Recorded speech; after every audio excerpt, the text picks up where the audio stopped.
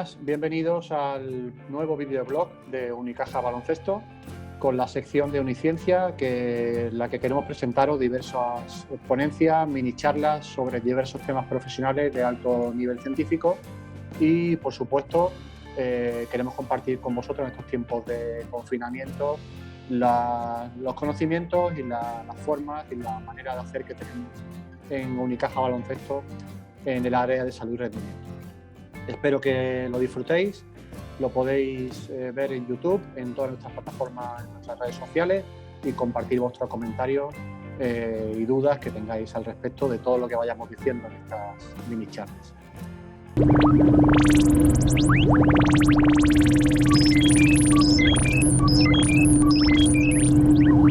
Vamos a hablar un poco sobre las lesiones del ligamento cruzado, unas lesiones bastante calamitosas y dañinas para las carreras deportivas de tantos profesionales y de tantos jugadores. En este caso hablaremos exclusivamente sobre las pruebas de valoración funcional y los test que les pasamos normalmente nosotros a nuestros jugadores para volver a jugar o para pasar entre fases de los procesos de rehabilitación del ligamento cruzado, de las recuperaciones del ligamento cruzado. La lesión del ligamento cruzado es una lesión, como ya he dicho, muy complicada para los deportistas, sobre todo si son deportistas de alto nivel. El 15% de los deportistas de alto nivel van a tener una lesión del ligamento cruzado, una rotura del ligamento cruzado. Evidentemente, donde más riesgo hay, como vemos en el jugador que tenemos en la imagen, son en deportes que se desarrollan con contacto, con pivotes, con aceleraciones, deceleraciones, caídas. Ahí es donde hay mucho más riesgo de que ese ligamento que estabiliza la rodilla se pueda romper. La prevalencia es mayor en las mujeres, 1 a 29, que en los hombres atletas, 1 a 50. Y el 70% de los casos se producen en situaciones de no contacto, es decir, esas deceleraciones. Y recordamos alguna famosa lesión de algún jugador conocido, muy conocido, deceleraciones o en un aterrizaje en mala postura, desequilibrado, y ahí es donde se producen la mayor parte de los casos. El 50% de las lesiones, y esto conlleva otra serie de problemáticas, viene traída con una rotura del menisco.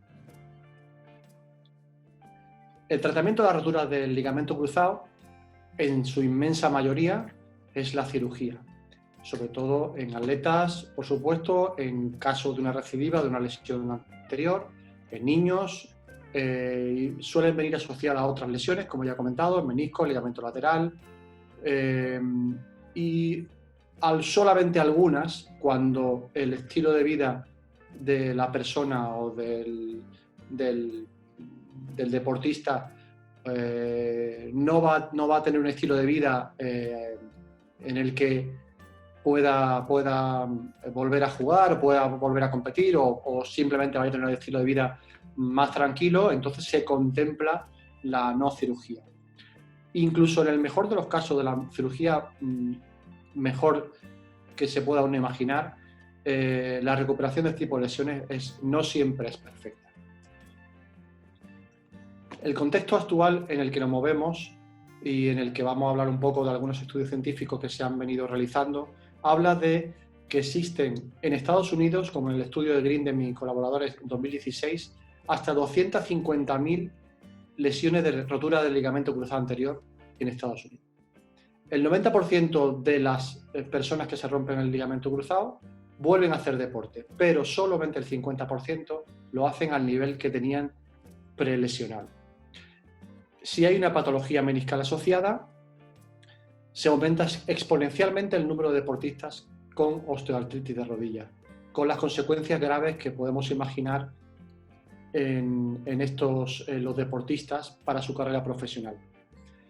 En el mismo estudio de Grindem y colaboradores, habla de que el 30% de los deportistas sufren una segunda lesión del ligamento cruzado homolateral. Es la lesión más grave en los deportistas de élite, como hablan Stevenson y colaboradores en el estudio de 2015. Solo un tercio, y esto es algo bastante llamativo, de los atletas vuelven a su nivel competitivo un año después de lesionarse, como vemos en el estudio de Nawasre y colaboradores que veremos un poquito más adelante. ¿Qué evidencia científica tenemos sobre los test de valoración funcional? Os pongo un ejemplo de un estudio, de un paper del 2019 de Webster y Hewitt, en el que hacen una revisión sistemática sobre 3.771 estudios científicos. Solamente incluyeron 18 en el estudio que hacían test de valoración funcional entre los 5 y los 10 meses de recuperación post cirugía del ligamento cruzado. De esos 18 estudios que incluyeron, solo el 23% de los deportistas hacían este tipo de test, lo cual es bastante llamativo. El ligamento cruzado anterior, la lesión del ligamento cruzado anterior, como ya hemos dicho antes, solamente, y esto lo analizan en este estudio, el 50% vuelven a su nivel competitivo al año de la recuperación. ¿Qué determinaron en esta revisión sistemática? Que de los deportistas que hacían este tipo de test, los que pasaban, y hablaremos bastante después sobre este tipo de valoraciones funcionales, los deportistas que pasaban estos test disminuían con el 60% la rotura de la plastia que se le acababa de implementar. Sin embargo, hay algo de llamativo, y es que el 235%, y eso es algo que está bastante en debate actualmente, 235% se rompían de los que pasaban esos test el ligamento cruzado de la rodilla contraria, la rotura del ligamento contralateral. Otro estudio interesante de 2017, del que hemos hablado antes, de Nawasre y colaboradores, analizan a 95 deportistas de nivel 1 y 2, lo que hemos comentado antes, deportistas que hacen pivotes, aceleraciones, caídas, aterrizajes, y analizan los test de valoración a los 6 meses, a los 12 y a los 24 meses después de la cirugía.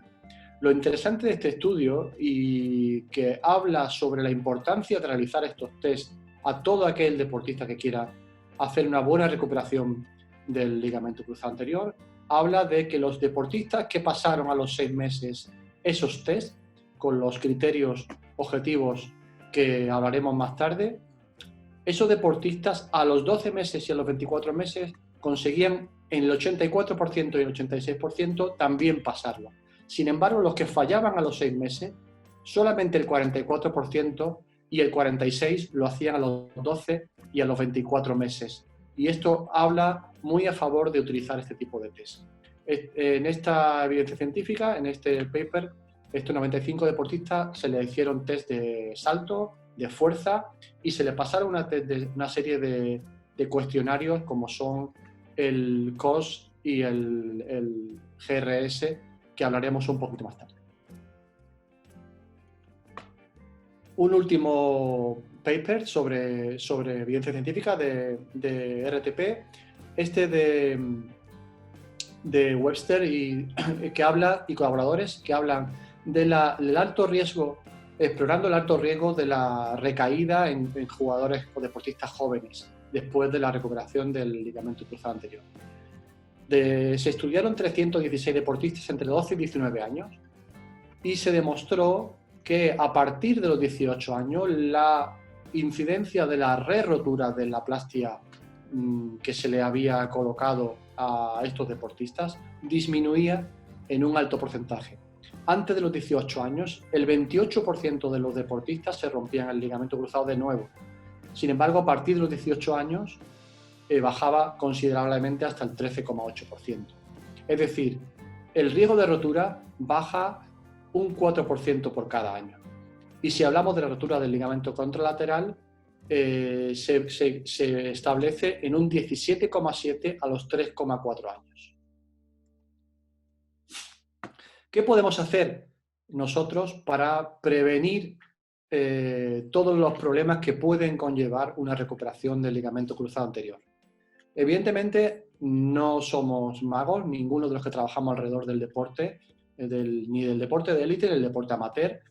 Hay una serie de factores que son en los que no podemos intervenir, como factores no modificables, como son el contacto, el deporte que puedan practicar, el morfotipo, la morfología del pie que tenga cada deportista, la superficie donde la que juegan, el sexo, la edad, la fase menstrual, que hay muchos estudios últimamente sobre cómo incide la fase menstrual preovulatoria en este tipo de lesiones, las lesiones previas que haya podido tener el deportista, el índice de masa corporal o el nivel competitivo.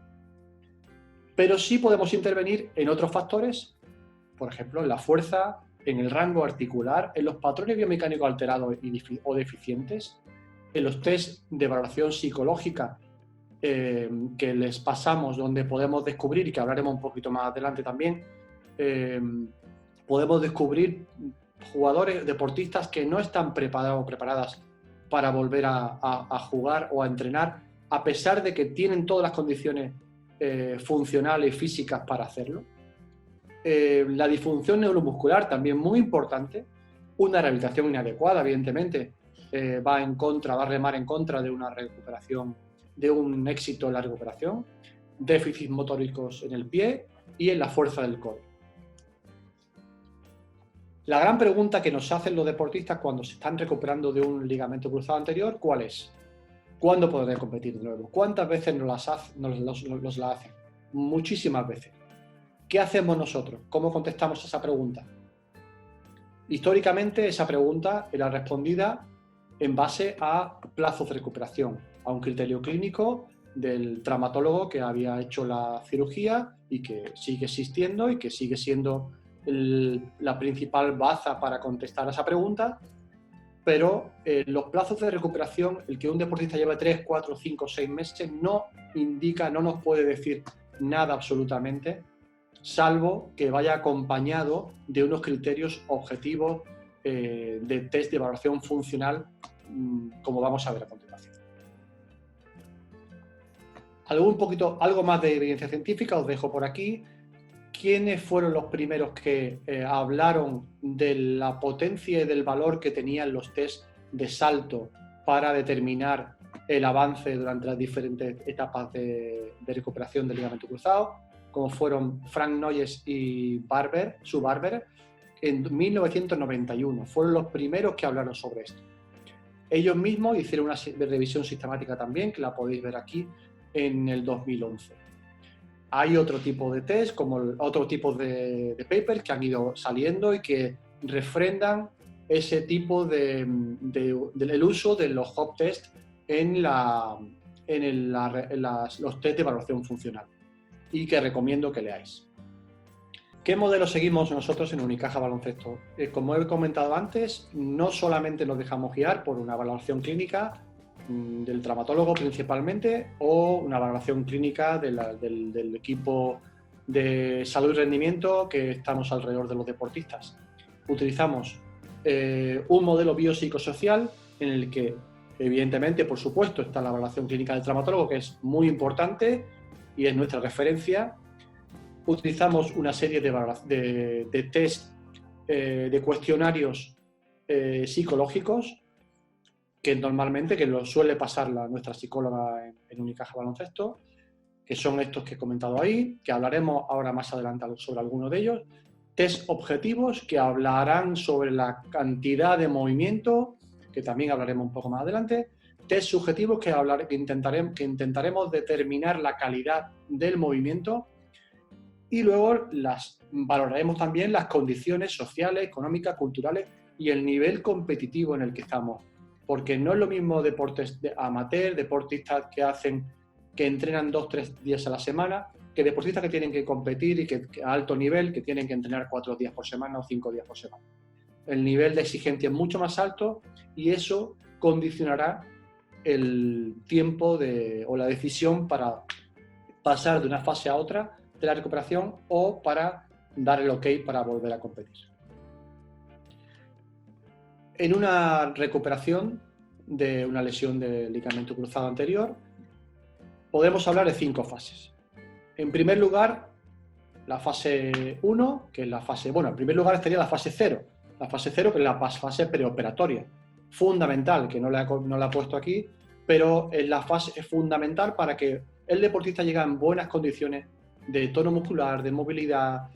Y, se habla de que lo ideal son 15 días previos a la cirugía después de la lesión, que pasen 15 días para que la rodilla se enfríe, para que se gane la movilidad, para que haya un buen tono muscular. Y una vez que llega la cirugía, la fase 1 es la fase posoperatoria, la fase aguda, donde tendremos cuidado de todas las circunstancias posoperatorias, la inflamación, el ganar un poquito de movilidad, siempre con las pautas que nos vaya marcando el traumatólogo.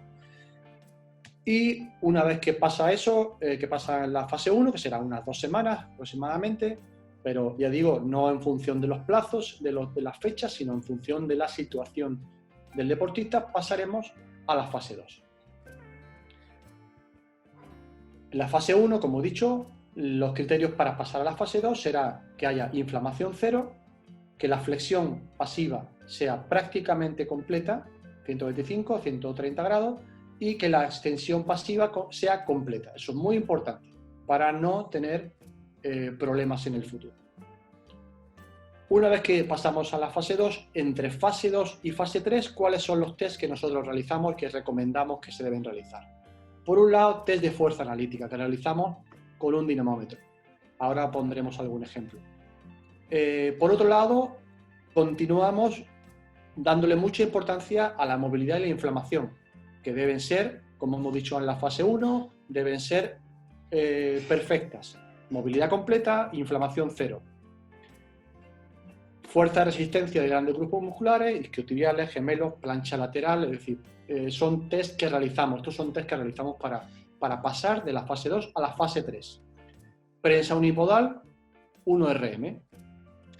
Test de estabilidad, que haremos un simple balance unipodal, y test de evaluación funcional, que haremos estos tres que estamos comentando ahí. Sit to stand, que ahora lo veremos, semisentadilla unipodal, y el LES, Landing Error Score System, que al final, en la segunda parte de esta charla, lo desarrollaremos en profundidad. El pase de la fase 2 a la fase 3 no puede realizarse sin añadir el test de valoración psicológica, de preparación, ACL-RSI, que nos habla de la preparación mental del deportista para poder seguir recuperándose. No tanto porque vaya a competir, sino porque nos va a dar una guía, un punto de referencia para cuando se lo vayamos repitiendo a lo largo de la recuperación, tengamos claro desde qué punto parte. Si en la fase 2 a la fase 3 pues ha tenido un 70% de puntuación, necesitamos ver la progresión durante el tiempo, y ello nos hablará de la seguridad, de la capacidad mental que tiene el deportista para seguir progresando durante su recuperación. Como he dicho antes, dentro de la batería de test empezamos con los test de fuerza analíticos. Son test de fuerza que haremos en determinados grupos musculares que nosotros hemos elegido. Cuádriceps e isquios. En el cuádriceps e isquio el ratio para dar el ok para pasar de fase 3 a fase 4, de fase 4 a fase 5, debe ser un ratio del 0,80 entre el cuádriceps y el isquio. Test de glúteo medio y test de peroneos, estabilizadores laterales del miembro inferior. Para dar el ok para pasar de una fase a la otra, sobre todo de la fase 3 a la fase 4, la fase 4 a la fase 5, deben de estar en el 90% si lo comparamos con el lado contralateral. Como test de valoración, como he dicho antes, de grandes grupos musculares, realizamos estos simples test y, por ejemplo, test de isquiotibiales le pedimos en decúbito supino, con una palanca larga, 45 grados aproximadamente de flexión de cadera, y le pedimos que realice para darle el ok, para pasar de fase, tiene que realizar al menos 20 repeticiones consecutivas con una sola pierna. Gemelo le pedimos que realice aproximadamente a partir de 20 repeticiones con la pierna afecta. Plancha lateral, simple. Le solicitamos que tiene que aguantar mínimo 30 segundos en esa plancha lateral en ambos lados. Y por último, en la prensa unipodal, 90 grados de flexión de rodilla, donde comienza, como veis aquí en la imagen, 90 grados de flexión de rodilla y de cadera, y debe empujar al menos el 1.5 de su peso corporal para darle el ok para pasar a la fase 3. Solamente una repetición.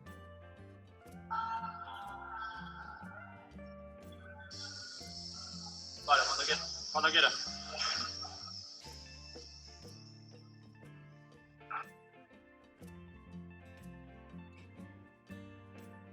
Por último, test de estabilidad simple. Le hacemos mantenerse en una posición unipodal con los ojos abiertos, le pedimos que esté al menos 10 segundos, con los ojos cerrados al menos 10 segundos, y con los ojos abiertos tiene que mantenerse al menos 40 segundos para dar el ok al paso a la fase 3. En cuanto a los test funcionales, como he comentado antes, en un box de 90, que le permita, o una silla que le permita mantenerse con la cadera flexionada a 90 grados, la rodilla a 90 grados, tiene que levantarse, como ve aquí en la imagen de la izquierda, levantarse sobre una sola pierna al menos 15 veces. Sobre una sola pierna. Nos fijaremos, ya que realizamos el test, también en la calidad del movimiento, no solamente en la cantidad. Nos interesa la cantidad, pero de paso vamos a observar la calidad también del movimiento. Y un single leg squat, Vale, ya. En el que analizaremos la calidad del movimiento. Si vemos que en alguno de estos test el movimiento es muy deficiente, hay mucha inclinación de tronco, no hay un gran equilibrio, no le autorizaremos al paso a la fase 3 de la recuperación. Bueno, y con esto terminamos la primera mini charla sobre la recuperación, los test de RTP para ligamento cruzado anterior. En el próximo capítulos hablaremos sobre la fase 3, fase 4 y el return to play ya para la vuelta a la competición de los deportistas. Muchas gracias.